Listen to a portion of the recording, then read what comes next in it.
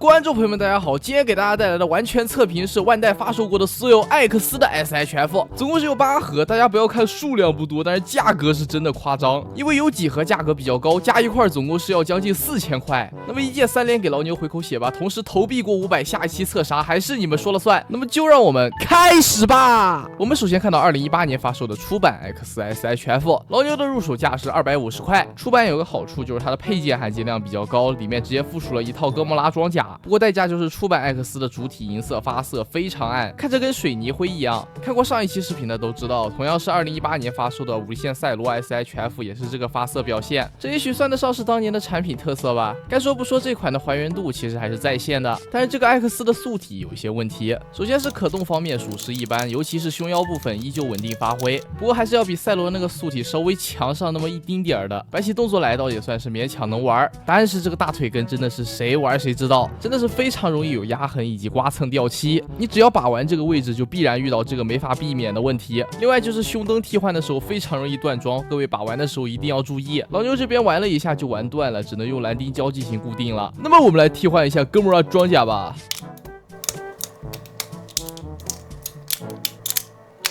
安装上哥莫拉装甲以后就是这个样子，整体来说把玩体验还是挺不错的。那么这个出版的艾克斯呢，突出的就是一个性价比，300不到就能玩到主体加上哥莫拉装甲。当然你对这个漆面表现不太满意的话，就可以选择这个300块的新生代之星版本。不过这个版本里面并没有附属哥莫拉装甲，除了多附属了几个手型以外呢，还多附属了一个必杀状态的黄色胸灯。虽然没有哥莫拉装甲，但是给了一个必杀状态的特效键，这个特效键的效果做的还是挺不错的。当然这款产品比出版要贵50块钱，并不是贵在这个特效键上面。不知道各位有没有发现，这款在漆面方面的表现相较于出版来说是亮了非常多，看起来是要更加顺眼的。所以说这款最大的一个亮点还是它的这个漆面效果。如果你想在新生代版本上玩到哥莫拉装甲，除了去收一只出版的艾克斯以外呢，还可以花200收一个这个新生代之星的哥莫拉装甲，里面内容物就只有一套哥莫拉装甲。装甲整体来说在配色上与出版有一些细微的差别，发色会更亮一些，但是总体而言问题不大。这两者从主体到哥莫拉装甲都是完全的同模换色，出版该有的问题新生代之星版本也是有的。如果各位不介意漆面表现的话，我老牛还是更推荐购买出版一些，不用单收哥莫拉装甲的同时价格还更便宜。那么中场休息，老牛给大家推荐一款圣杯，它就是怪兽集合家的旋风杯，外形非常漂亮，简约大气上档次，通体反光的质感表现非常加分，外形致敬 PS5， 放到桌面上也不会暴露。上面的按钮体验非常舒适丝滑，像是材料、防水、加热这些基础配置数值叠的也是相当高啊。同时动力真的很猛，大伙儿平时可以拿来锻炼。不过最令我在意的还是它支持远程互控，只要下载怪兽集合 APP 就可以啊，这下不得不控制你啦。老牛给大伙儿推荐的都是自己实测过的，大伙儿可以放心冲。那么下面一位黑暗艾克斯，这款也是一个小海景啊，价格非常夸张。老牛买的全新未拆，总共是花了800块。这款在配件方面基本上是照搬的出版艾克斯的，就是把替换胸灯给它阉割掉了。这点倒是与黑暗捷德和黑暗欧布完全一样。主体方面依旧是同模换色，和黑暗捷德一样，身上的刻线依旧没有抹除，脸上的花纹依然是印刷上去的，很规整。眼睛部分的透明件很漂亮，身上红色的涂装依然是与捷德一样，稍微有些偏粉了。然后我们给它安装上哥莫拉装甲，该说不说，这个黑暗哥莫拉装甲换了配色的同时又有紫色的花纹做点缀，还挺好看的。当然因为是同模具，所以说它也是可以安装在基础艾克斯上面的，同时它也可以使用艾克斯的装甲。这边给大家简单演示一下这个火焰纹身版的艾克斯，然后就是我们这个系列的传统异能了，依旧是把同模换色的摆到一块儿，狗带换色这一块儿啊。总的来说，这个黑暗艾克斯就是换了个配色，价格却涨了3倍，真的是不值得。那么下面一位就是上期视频登场过的帕拉吉之盾配件包，我们依旧是给它安装一下。装上去以后效果差不多就是这样。上期视频我们说过了，这个帕拉吉之盾套装要400块，性价比是非常低的。而且这个公模式的帕拉吉之盾艾克斯也拿不了，因为背面是固定的一个赛罗的手型，而艾克斯的球冠比赛罗的要小1圈，所以说根本没办法固定。那么下面一位就是价值500多的艾克斯装甲拓展包。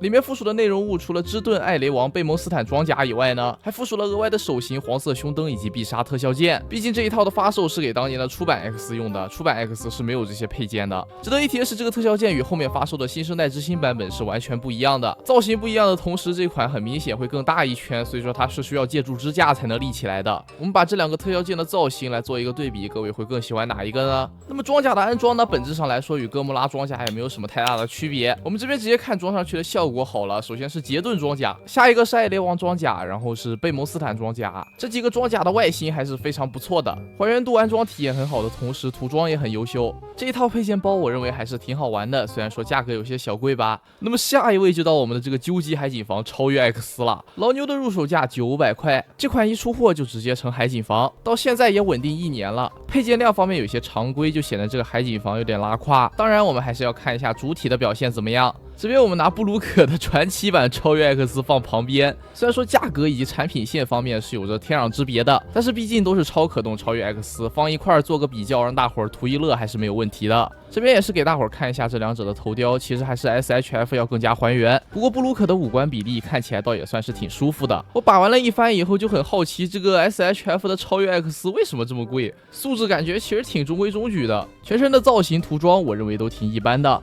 头顶的渐变色以及身上的条纹涂装还算是挺精细的，这点倒是值得夸奖。不过很难想象这个东西要将近1000块呀，我觉得素质还是非常平庸的。配件方面也没有什么太大的亮点，如果只说本体的话，我个人觉得不如欧布三重好玩，所以它还有个贝塔火花装甲配件包，只不过是单独发售的。老牛的购入价是600块，也就是说你想要玩它全部玩法的话，你要花1500。里面的内容物，第一层是武器和混合装甲，第二层是贝塔火花装甲以及附带的手型。首先说一下这个混合装甲吧，就是之前产品的桐木具沿用，各自拆了一个部件来组成的这一套。理论上来说，你可以用之前讲过的产品复刻一套一模一样的出来。我觉得这一套也就是戴哥想要多捞一笔桐木具沿用硬塞进去的。我们还是来玩一下重头戏贝塔火花装甲吧。